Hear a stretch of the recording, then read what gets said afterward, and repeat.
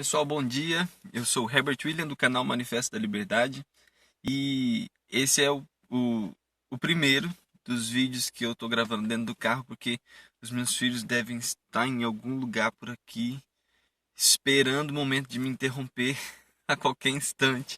Então eu estou gravando aqui dentro do carro, que é um refúgio seguro enquanto eles estão acordados.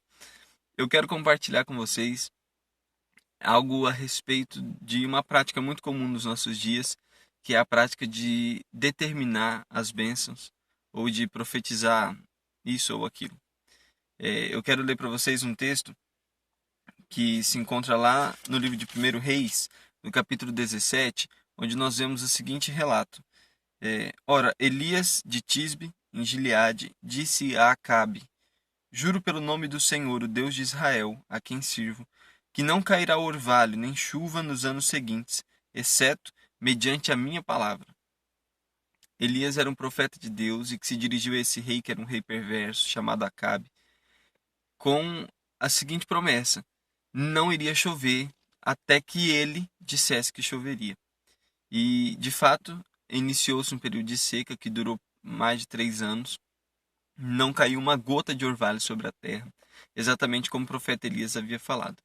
No entanto, e inclusive algumas pessoas usam esse texto para falar que deve se determinar a bênção, Elias, ele disse a Acabe que só choveria mediante a palavra dele. Mas é preciso entender que a relação de Elias com Acabe era uma, e a relação de Elias com Deus era outra. Elias não estava agindo por vontade própria. Elias não estava agindo porque ele queria que fosse assim ou porque ele achou que assim seria melhor.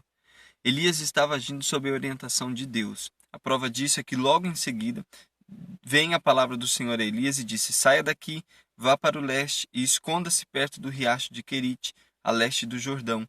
Você beberá do riacho, e dei ordens aos corvos para o alimentarem lá.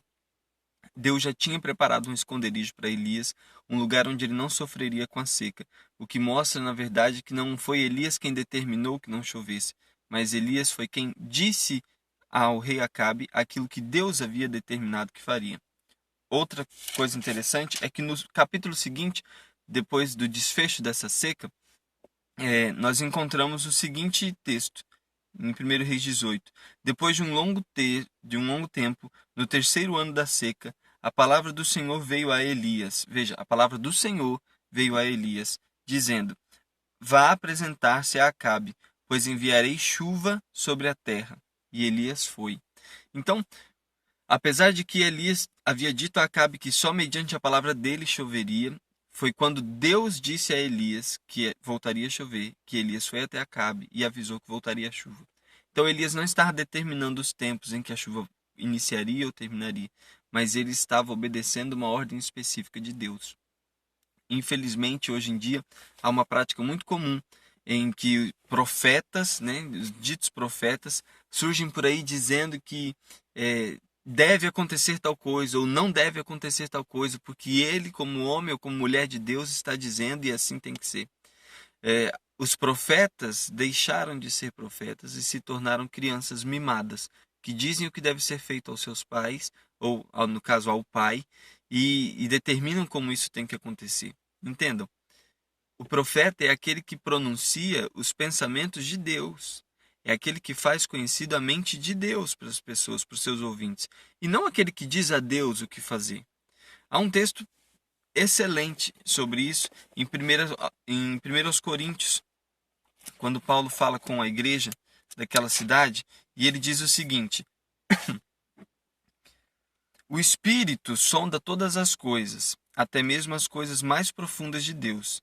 Pois quem conhece os pensamentos do homem, a não ser o espírito do homem que nele está? Da mesma forma, ninguém conhece os pensamentos de Deus, a não ser o espírito de Deus. Nós, porém, não recebemos o espírito do mundo, mas o espírito procedente de Deus, para que entendamos as coisas que Deus nos tem dado gratuitamente. Delas também falamos, não com palavras ensinadas pela sabedoria humana, mas com palavras ensinadas pelo Espírito, interpretando verdades espirituais para os que são espirituais. Quem não tem o Espírito não aceita as coisas que vêm do Espírito de Deus, pois eles são loucura, e não é capaz de entendê-las, porque elas são discernidas espiritualmente. Mas quem é espiritual discerne todas as coisas, e ele mesmo por ninguém é discernido. Pois quem conheceu a mente do Senhor para que possa instruí-lo? Nós, porém, temos a mente de Cristo. Então, quem conheceu a mente do Senhor para que possa instruí-lo e dizer a ele o que deve ser feito, como deve ser feito e quando deve ser feito? A verdade é o oposto. Nós temos em nós, pelo Espírito de Deus que nos foi concedido, a mente de Cristo. E isso nos faz entender e saber o que Deus quer.